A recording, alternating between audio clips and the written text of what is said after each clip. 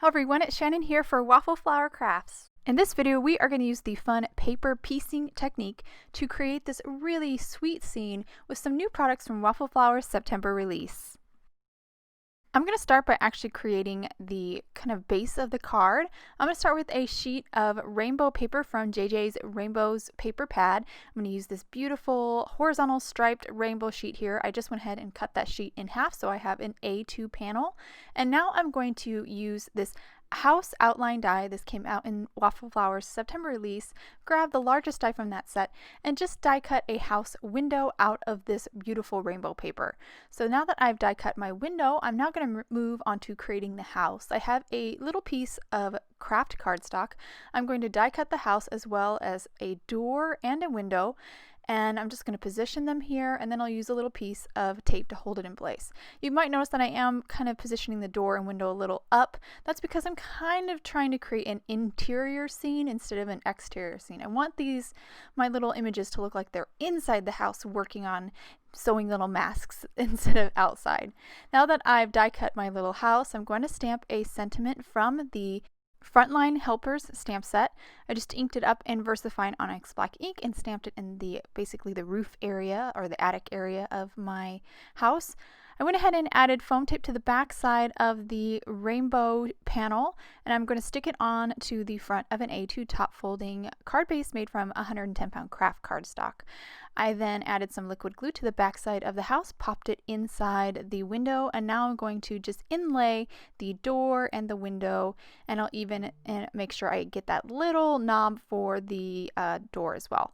So once I have all that done, I'm ready to set that card aside and move on to creating my little images or my die cuts for this scene. I have a panel of Bristol Smooth paper here inside my MISTI, and I'm going to stamp it with several images from the Frontline Helpers stamp set. I am once again going to ink them up in VersaFine Onyx black ink and stamp them. I'm using Bristol and VersaFine because I'm going to do some very simple watercoloring with my Tombow dual brush pens.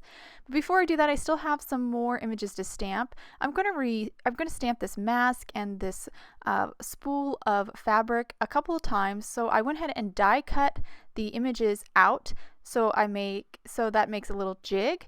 And then I'll pop in some blank die cuts, also cut out of Bristol paper, remove all the other stamps because I don't need to stamp those images again, and then ink up that spool of fabric and that face mask on and stamp it onto those die cuts. So now I can pop in some more of those unstamped die cuts and stamp them again. This is a great technique for when you want to stamp multiples of the same image. So here you can see I have 3 fabrics and 5 masks. I'm now going to move on to stamping stamping my images onto some pattern paper. So I have a bunch of pattern papers here. All the striped papers are from the Half Enchanted Lines paper pad.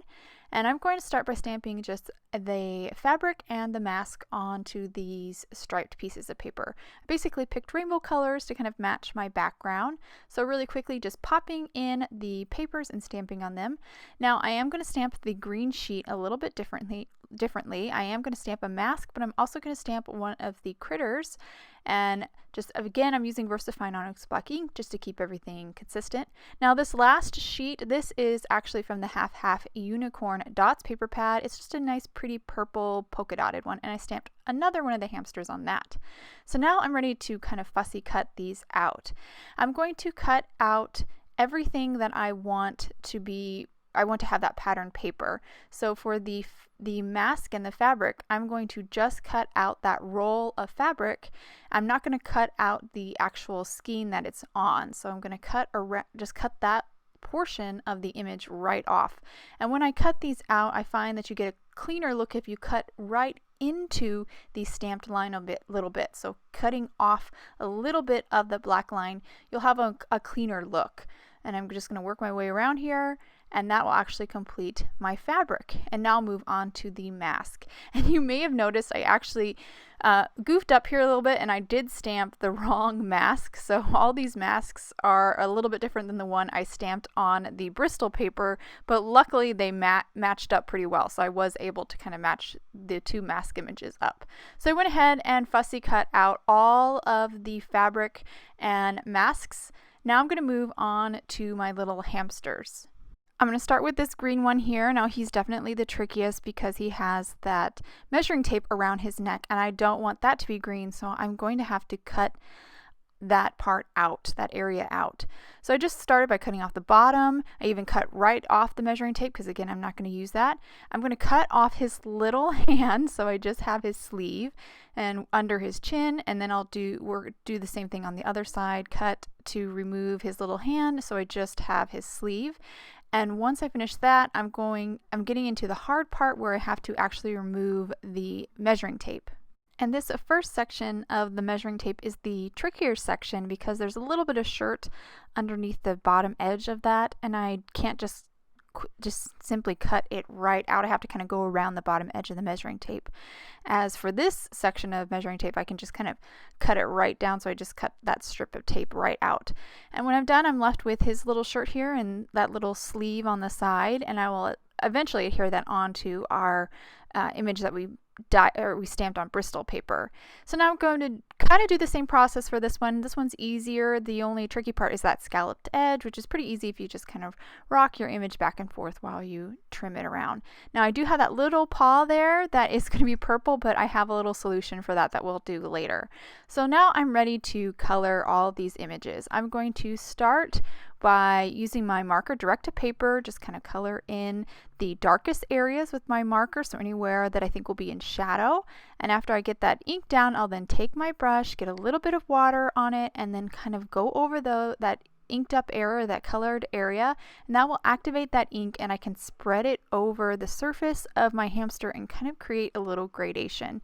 I do go back and add a little bit more marker here just to kind of darken it up and then blend that out.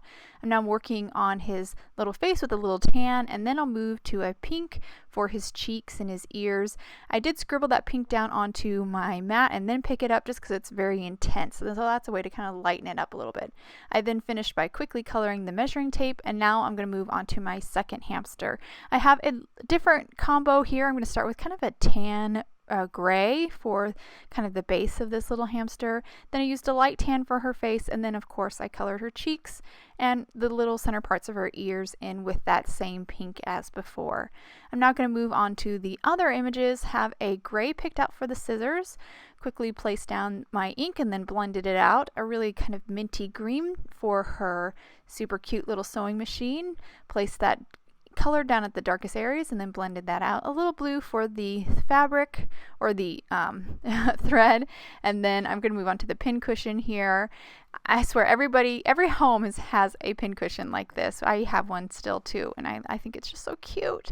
And I just colored the little pins as well. Now I'm going to move on to the fabrics. Now I'm not going to color the actual fabric because I'm going to use our pattern paper for that. So now that we have all our coloring done, it's time to do the paper piecing. So I'm going to start by adding a little liquid glue to the fabric, and then the fabric on the Bristol images, and then I'll grab the pattern paper fabrics and just place them right on top, just match them up. Then I'll move on to the masks and do the same process, and luckily, even though these are two different mask images, they lined up pretty well, so I got away with that one, luckily. And I'm just going to continue that till I do all the masks, and now I'm going to finish up by adding their little shirts. So I'm just going to put on that purple one, and then the green one with the two pieces, I'll put that on around his measuring tape, and that came together really well. I chose paper piecing because it's actually a sewing technique, and I think it works really well with these sewing themed images. I just think it has a really fun, almost textural feel, even though it's just pattern paper. So I'm arranging all the masks into a little pile, then I held them in place with a piece of tape, and now I'm going to place down a couple pieces of foam tape to kind of hold them together. I'm now going to move on to adding a little bit of foam tape to the backside of my hamster and the sewing machine, and I am then going to start to glue down these images. I'm going to start with these fabric spools, and I'm just going to add them to the actual house so they get glued right down onto the house. Then I will remove the backing on the foam tape and stick down create this little scene here of this little hamster sewing with the pincushion and the measuring tape.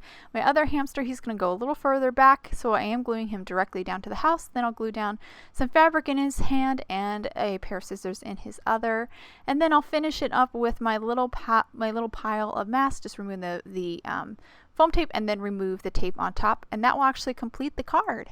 And I'll hold my card up to the camera so you can get a good look at all the details and really get a closer look at this super cute little scene. I love this Frontline Helper stamp set. I just think it is so fun. And I think the paper piecing technique works really well with these images. It's just a great way to kind of add a little bit of texture.